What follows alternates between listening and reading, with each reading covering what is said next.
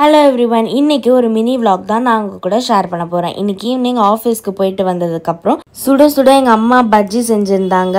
Onion, வாழைக்காய், potato bajji அதெல்லாம் சாப்பிட்டு முடிச்சுட்டு இன்னைக்கு பஞ்சமின்றதுனால வராகி அம்மனுக்கு அபிஷேகம்லாம் பண்ணி பூஜாலாம் பண்ணி முடிச்சாச்சு. அது நைட்டு டின்னருக்கு சரி நம்ம சில்லி பரோட்டா வீட்டையே செய்யலாமேன்னு சொல்லிட்டு பரோட்டா சுட்டு குட்டி குட்டி பீஸா கட் பண்ணி கிரேவி செஞ்சு அதில் நல்லா மிக்ஸ் பண்ணிட்டு லாஸ்ட்டாக பார்த்தா கொத்தமல்லி இல்லை, சரி நம்ம புதினாவே போட்டுப்போன்னு சொல்லிட்டு புதினாவை ஆட் பண்ணியாச்சு. டேஸ்ட் கொஞ்சம் பிரியாணி டேஸ்ட்டில் தான் வரும் புதினா போட்டால், பண்ண நல்லா தான் இருந்தது. ஸோ டின்னரும் சாப்பிட்டு முடிச்சாச்சு. And then night skin care பண்ணலாம்னு சொல்லிட்டு ஃபேஸ் வாஷ்லாம் பண்ணிவிட்டு இந்த நைட் க்ரீம் நான் இப்போ யூஸ் பண்ணிட்டு இருக்கேன் டெய்லி.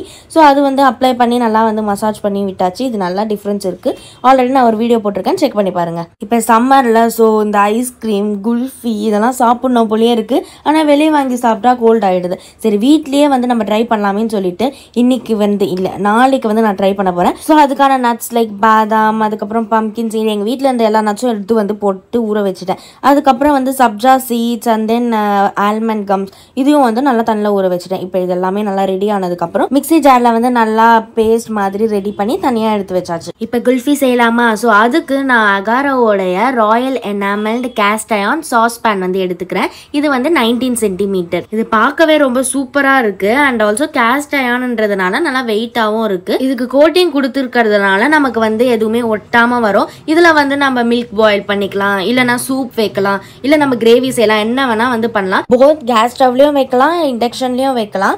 அண்ட் இதுல எந்த ஒரு கெமிக்கல் கோட்டிங்குமே இல்லை. கேஸ்ட் அயர்ன்றதுனால நமக்கு இது ரொம்ப நாளைக்கு நல்லாவே வரும். இதுல ஹீட் நல்லாவே ஸ்ப்ரெட் ஆகுது. பால் வச்சதுமே டக்குன்னு பாயில் ஆயிடுச்சு. ஸோ இதில் நான் அந்த நட்ஸோட பேஸ்ட் ஆட் பண்ணி நல்லா மிக்ஸ் பண்ணி கொஞ்சம் நேரம் கொதிக்க விட்டதுக்கப்புறம் சுகரும் நான் கொஞ்சம் ஆட் பண்ணிக்கிட்டேன். அண்ட் தென் இந்த பாதாம் எசன்ஸ் இருந்துச்சு, அதுவும் நான் ஆட் பண்ணிக்கிட்டேன். இது கலர் கொடுக்கும், கொஞ்சம் டேஸ்ட் என்ஹான்ஸ் பண்ணும்.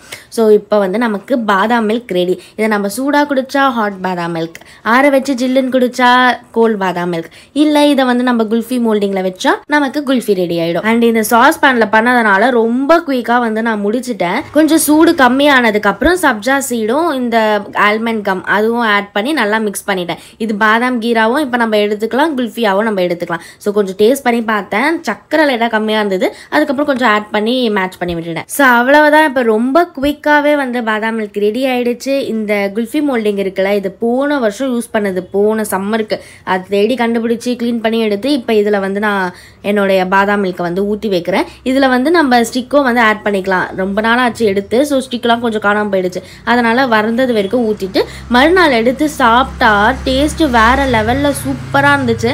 நிறைய பாதாம் போட்டதுனால பாதாம் டேஸ்ட் ஹெவியாக சூப்பராக வந்துச்சு. ஸோ நீங்களும் இந்த மாதிரி ஈஸியாக வீட்டில் குல்ஃபி செஞ்சு சாப்பிடுங்க. ஓகே, பாய் பாய்.